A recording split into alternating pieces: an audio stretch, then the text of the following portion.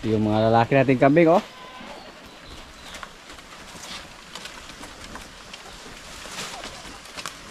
Katawa yung dodo. Buli pa yung dodo. Sama na. Sobrang trabaho.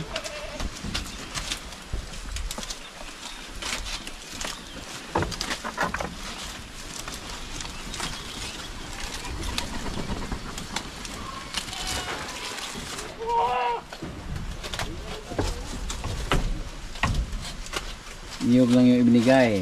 May pinutulo kami na niyog doon, yung dahon. Para hindi masaya, binigay namin sa kanila. 16 yung andito na lalaki.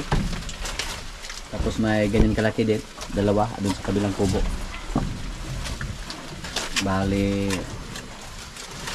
20 heads yung mga kambing natin dito na mga lalaki na pwede nang ibenta.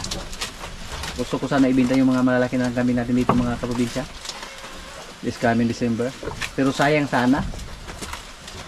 Pero no choice po tayo kasi may mga lalaki naman tayong kambing dyan ngayon na mga maliliit pa lang. Tapos kung mawalay sila sa kanilang nanay, wala po tayo mapaglagyan sa kanila. So kung mabawasan natin dito, kahit mga 10 lang yung maibenta natin, okay na.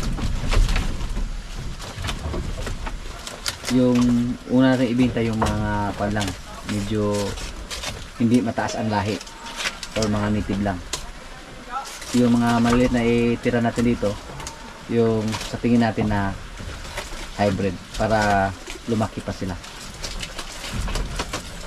Yung andon sa kabila, yung mga maliit doon, yun po ang mga magagandang klase doon na lalaki.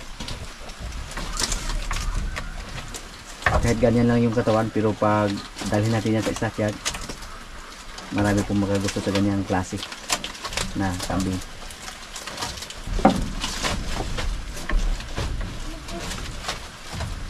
Siguro nasa mga 50 kilos yung kambing na yan mga kapatid. Sana po tumaas yung presyo ng kambing ngayong Disyembre para malaki-laki yung kita natin. Pag mag-alaga tayo ng kambing tapos marami tayong damo, marami tayong kumpay na maibigay sa kaila, napakaganda po kasi pwede lang natin sila bigyan ng kumpay kung marami tayong kumpay.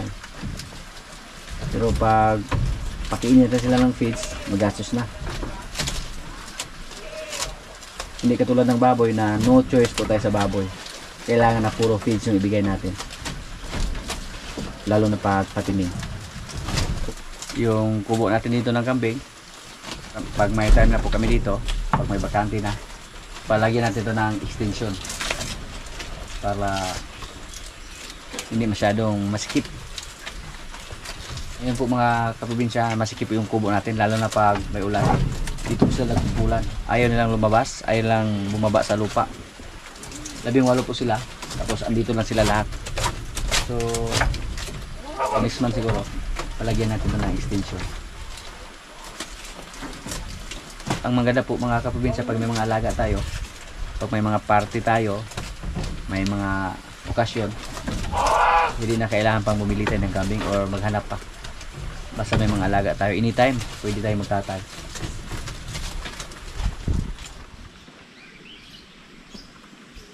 Yung kalabaw natin mga kaprobinsya, nagpaparami na sa kanyang lahi dito. Sa mga nakaraang araw nga, nakakasa naman to. May pumunta naman dito, nagdala ng kalabaw para pagkasahan ni Palo, yung kailang kalabaw. Kasi naglandi. Marami na yung nakasahan dito. Sa ngayon, si Palo po yung pinakamalaking kalabaw dito sa aming area na lalaki. Pero matapang yung tingin ni Palo sa atin. Hindi katulad nung una, nang bata pa siya. Kaya natin siyang sakyan. Pero ngayon, takot na tayo sa kanya. Hindi nga masyadong mataba yung kanyang katawan dahil kakaunti lang yung ibigay namin na kumpay. At ngayon po napaka-agresibo niyang kumasta. Kahit 4 na round, kayang-kaya niya. Ganyan po si Palo. Matapang yung tingin niya sa atin. Kaya hindi lang tayo magkumpiyansa sa ating mga alaga. Yung maliit nating kalabaw, oh. Lagyan sana namin siya ng busal sa mga nakarang araw. Pero maliit yung busala na gawa ni Jojo. Nagkabali siya ng size. Inakala niya na katulad lang ng baka na maliit yung mukha. Kaya maliit lang yung ginawa niya. Oops. Ayan, lumapit siya sa atin. Oh.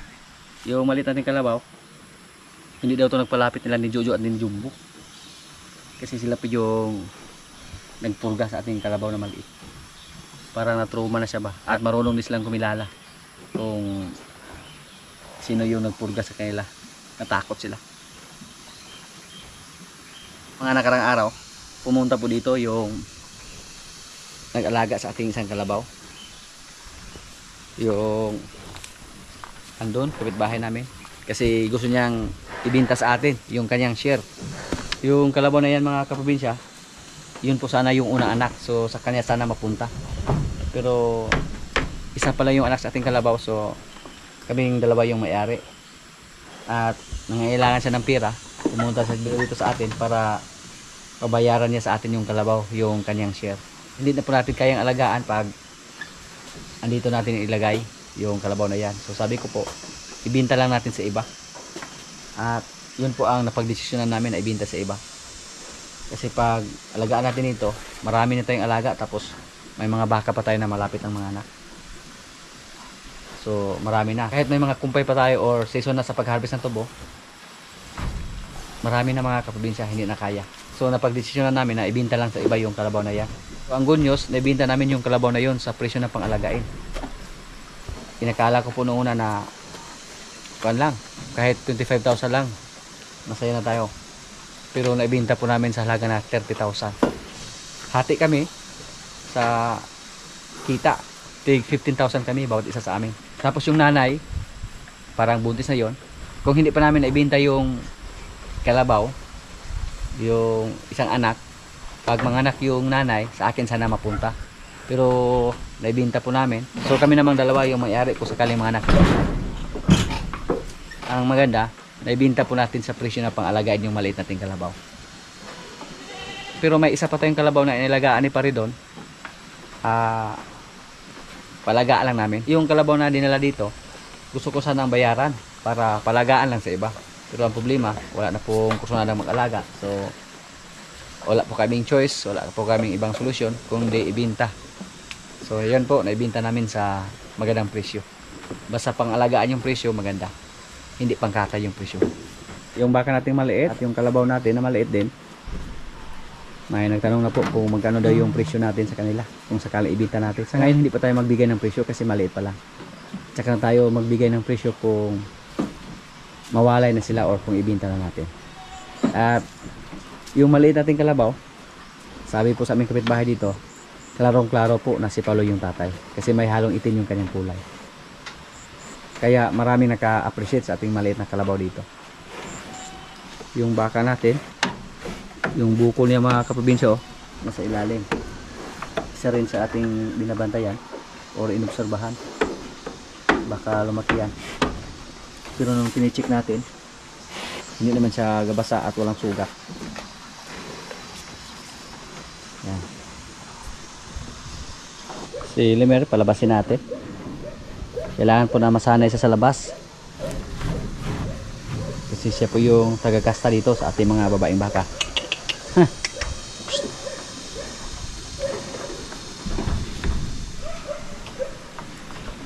Kalmado lang siya mga kaprobinsya. Wala siyang pakialam sa iba nating baka dito.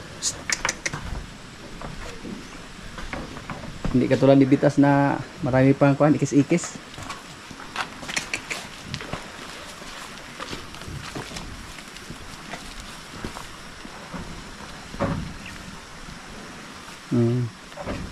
Practice po na siya diha.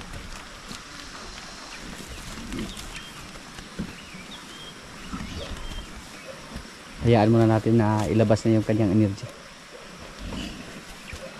Minto lang yan pag mapagod na.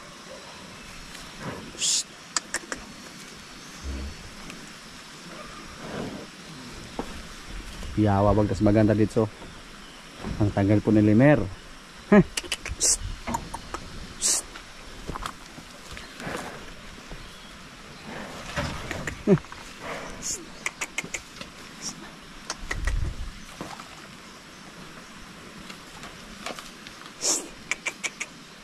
Ang ganda po ng katawan ni Lemer. Lalo na siguro pag tinuduhan namin sa pagbigay ng feeds. Se! Lo.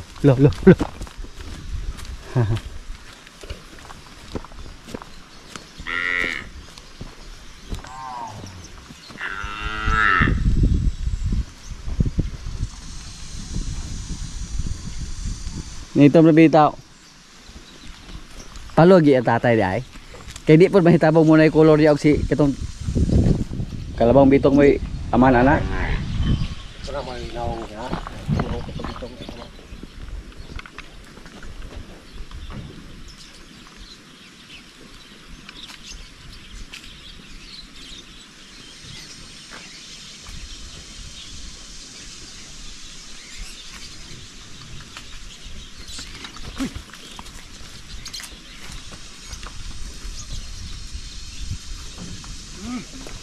Wala na pinipili si Lemer.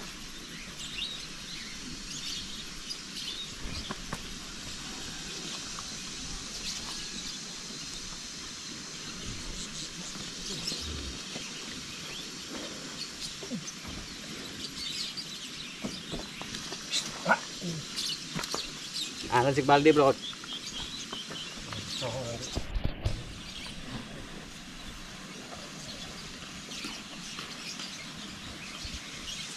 Resibo na si Lemer.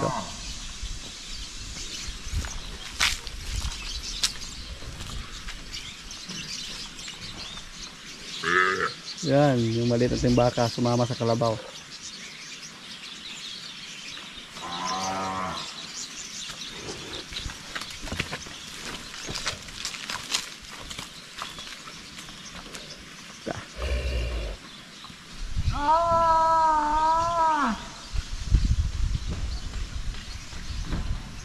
Ang sunod nating palabasin, yung isa nating baka dito na malapit ng mga anak. 2 weeks or 3 weeks yung hinihintay namin sa kanila. 3 weeks siguro mula ngayon or 2 weeks, depende lang. Pero yung ari niya namaga na, tapos yung didi niya malaki na rin.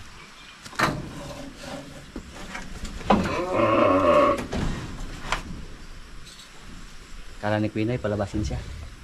Huwag muna ngayon Quinay, next month ka pa maglalabas.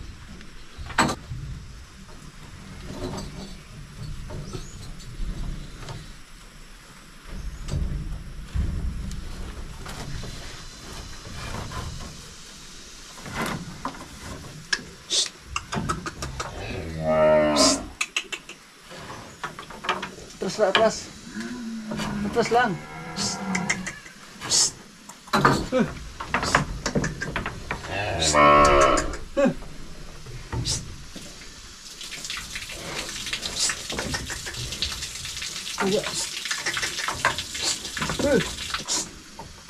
Go.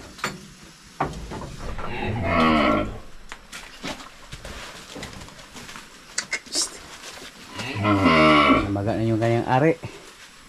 Se.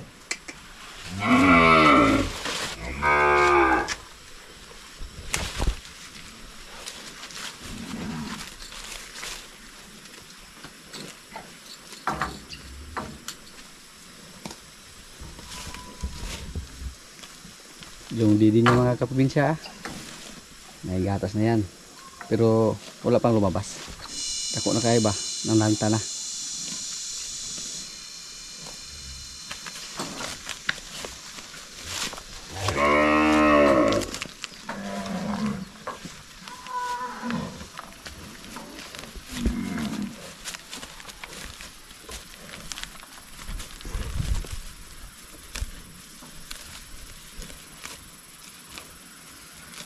Maliit lang yung tiyan niya, hindi katulad ni Quinay. Malaki yung tiyan ni Quinay.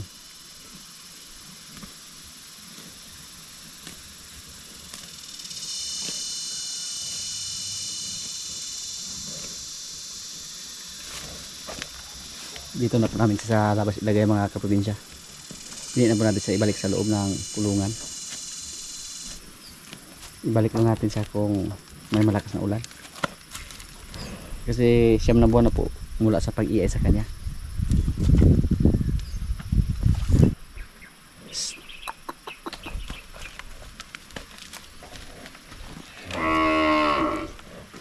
Mura siya gakiong oh. Nanibago sa labas. Medyo matagal-tagal na po ito na hindi nakalabas. Yan po ang importante. Kailangan masanay sila makalakad-lakad sa labas.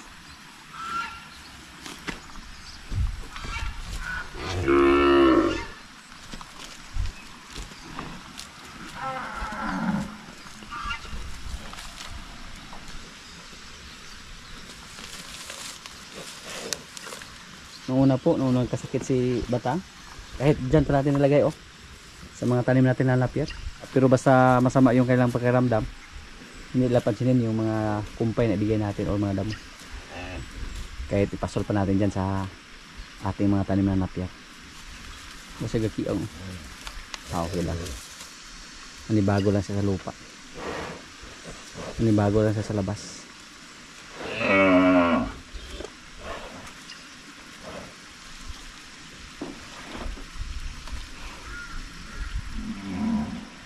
Mahirapan siyang lumabas doon sa kanyang kulungan kasi mahaba yung kanyang katawan.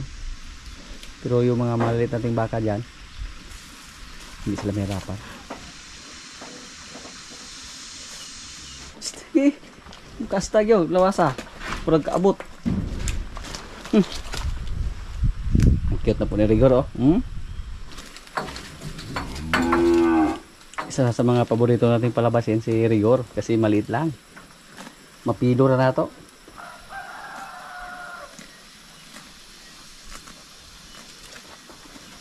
Gwapo na yung katawan ni Rigor mga kaprobinsya.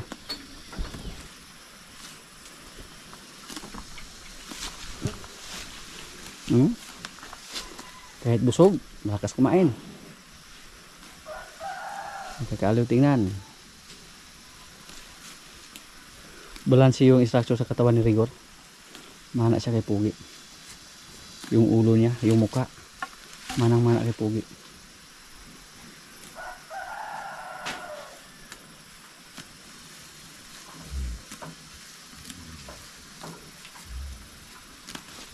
Isa sa mga alaala ni Pugi dito.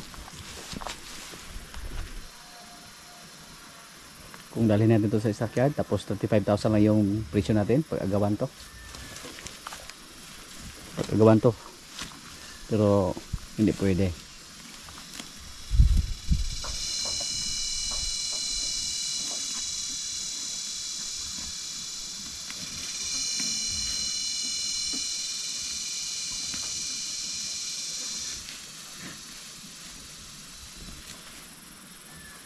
Hindi nagdayak si Rigor ngayon.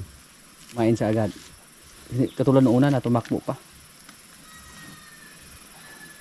Masaya po tayo sa resulta sa ating baka na si Rigor. Napakaliit pa niya nung nilagay natin siya dyan sa kulungan. Sa kanyang kwarto. Pero ngayon magkapal na yung kanyang katawan.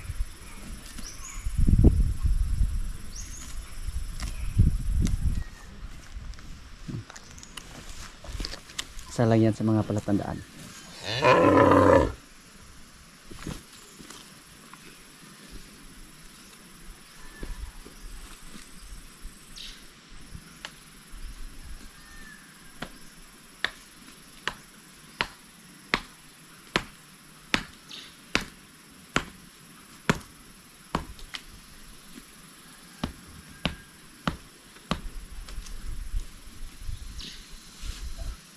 Kain ka muna ng damo dyan.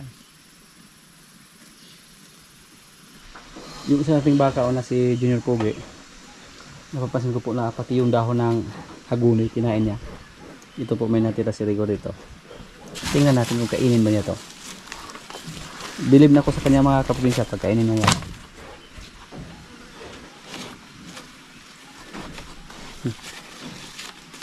Kinain pati mga tira-tirang pagkain ni Rigor. Tapos yung parang hagunoy.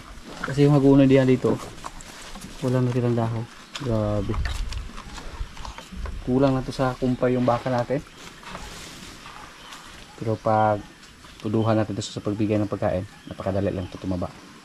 At yun po ang gagawin natin. Sabihin po natin sa ating mga kasama dito na bigyan siya ng maraming kumpay para tumaba yung maliit ating baka. Yung si Junior Pugi. Walang pilit na siya sa pagkain. Bigyan natin siya ng napir.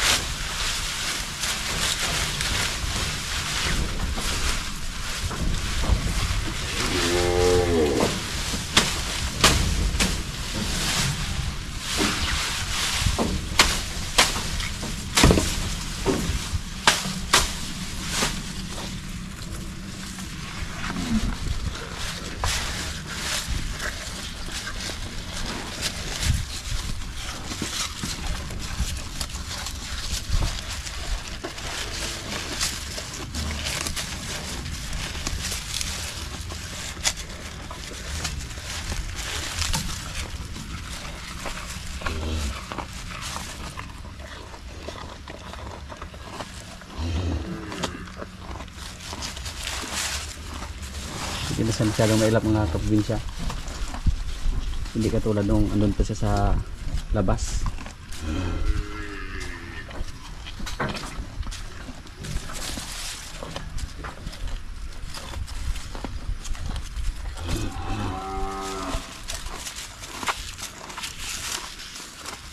Yung mali nating baka, nagkamali siya ng pinagtripan. Pinagtripan ni si Limer. Yan o, pumunta naman siya kay Bitas, sa kanyang tatay.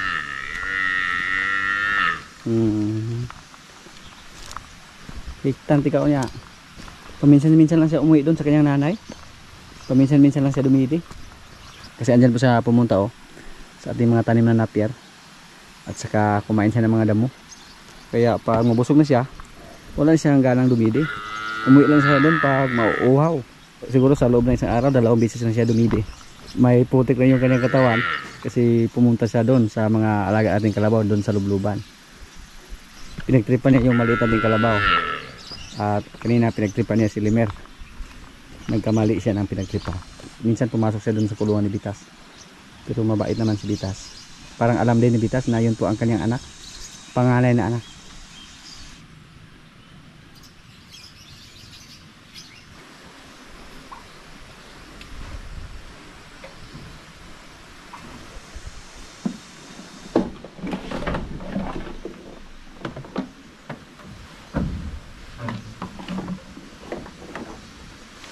Para sila magkakilala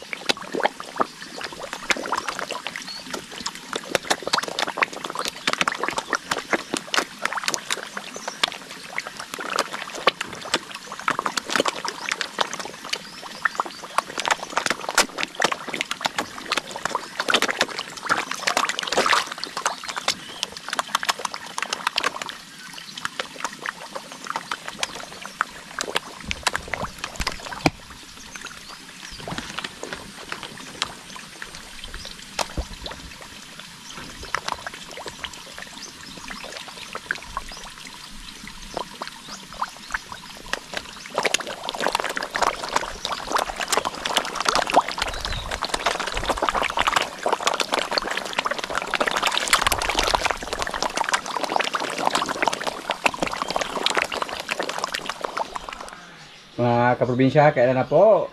Ito yung pagkain namin, oh. May labana, may gulay. Yan, may kanin. Lord, maraming salamat sa pagkain. So, kailan na? Oh.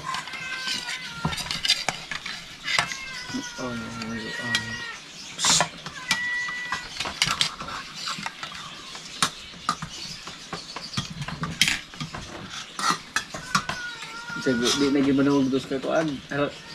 Dili na po sa kasingit. Ito ko are ano. Ay pag ito daw palid eh. Panid ano ra ko siya. Hindi ka naghana naman ako. Kaya na pag puti ana na, ug galahan ka.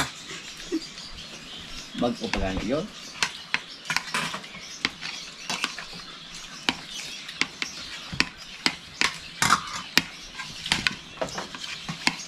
Paniwala ko, ulit at pasinupan ko. Ang sabi na sabi.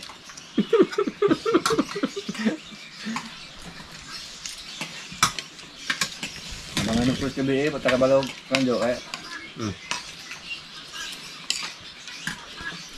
Ang saligay. Ang saligay po. Suot. Wala lang di dahil nangapit niya di dahil tambungan. Huwag sa'yo manapit ulit tambung, lalim mo dagay niya. Ay.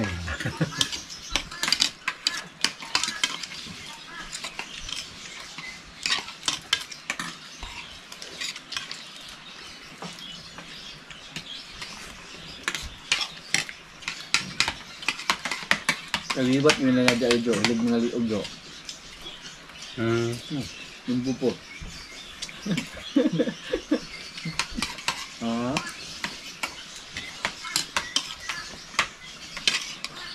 Mano, hilig ba na?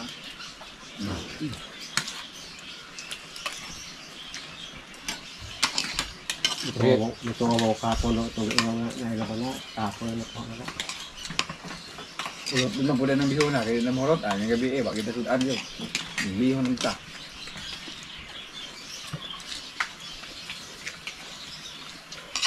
Galay yung pula may kaya ito.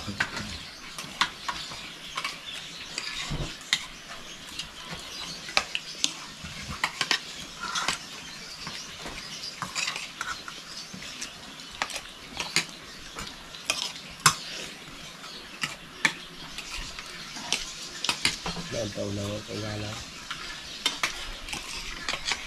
Hindi ka napunta ko sa kanang, kaya gigalugyan mo itong daang tanong. Kaya yan. Naroon yun. Hindi si Jan di ay. Sige na ba ang gitusok? Na ako. Uy, ganyan din si Liga rin mo din. Tiyan-tiyan lang sa ha? Bisang.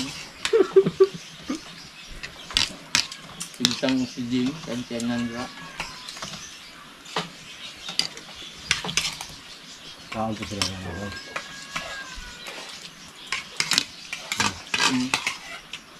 Kaon ko sila na nila eh. Buhat to.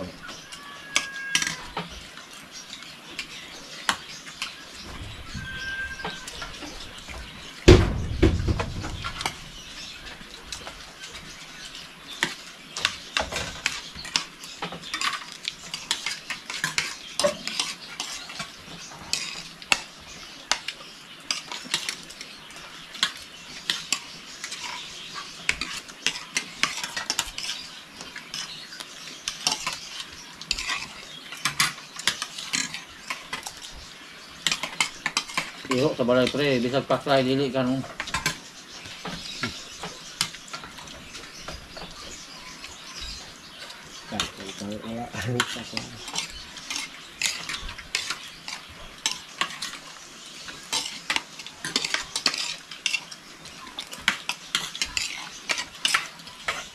Nakuha na ko.